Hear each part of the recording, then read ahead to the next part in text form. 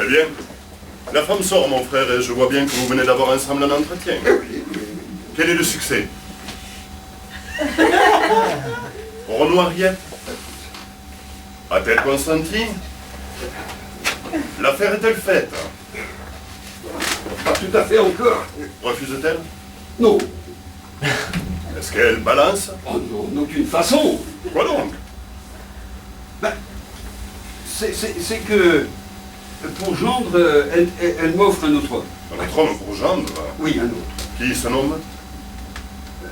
Monsieur Trissotin. Quoi? Ce monsieur Trissotin?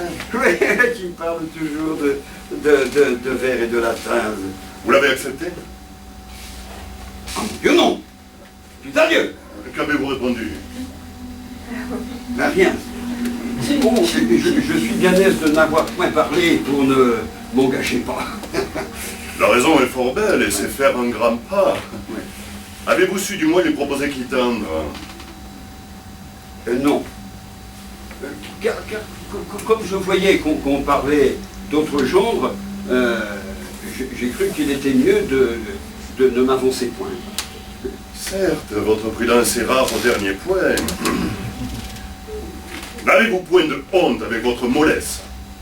Et se peut-il qu'un homme ait assez de faiblesse pour laisser à sa femme un pouvoir absolu et n'oser attaquer ce qu'elle a résolu? Vous en parlez bien à l'aise, mon frère.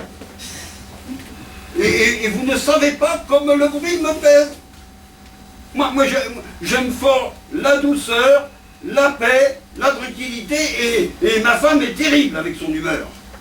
Ah, du nom de philosophe, elle fait grand mystère, mais elle n'en est pas pour cela moins colère. Et sa morale, faite à mépriser le bien sur l'humeur de sa bile, opère comme rien. Pour peu qu'on s'oppose à ce que veut sa tête, mais on en a pour 8 jours d'effroyables tempêtes. Elle me fait trembler dès qu'elle prend son ton. Je sais où me mettre.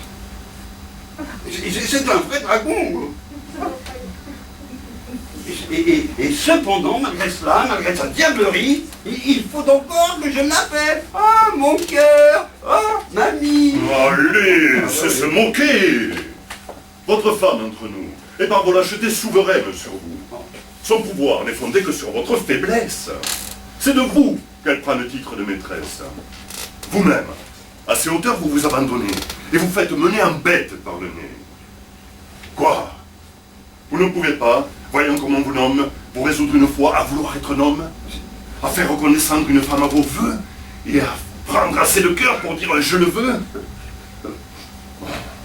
Vous laisserez sans honte immoler votre fille aux folles visions qui tiennent la famille et de tout votre bien revêtir un nigaud pour 6 mots de latin qui leur fait sonner haut. Un pédant, qu'à tout coup votre femme apostrophe du nom de bel esprit et de grand philosophe, d'homme converge à l'ange à maison mégala, et qui n'est commencé, rien moins que tout cela. Allez, encore un coup, c'est une moquerie. Et votre lâcheté mérite qu'on en rie. Oh, vous avez raison. Et je vois que j'ai tort. Oh. Bien. Allô? Il faut montrer un cœur plus fort, mon frère. Oh bien. Oh, c'est une chose infâme que d'être si soumis au pouvoir d'une femme. Il est vrai. Ah, de ma douceur, elle a trop profité. Sans doute. Trop joui de ma facilité. Oui. Et je lui veux faire connaître aujourd'hui que ma fille est ma fille et que j'en suis le maître pour choisir un époux qui soit selon mes vœux. Vous voilà raisonnable. Ah. Et comme je vous veux. Vous êtes pour Clitandre. Vous savez ça de même. Allez le quérir, mon frère, tout à l'heure. Vie court tout de ses pas. Ah. Ah, c'est souffrir trop longtemps. Je m'en vais être homme à la barbe des jambes. Ah.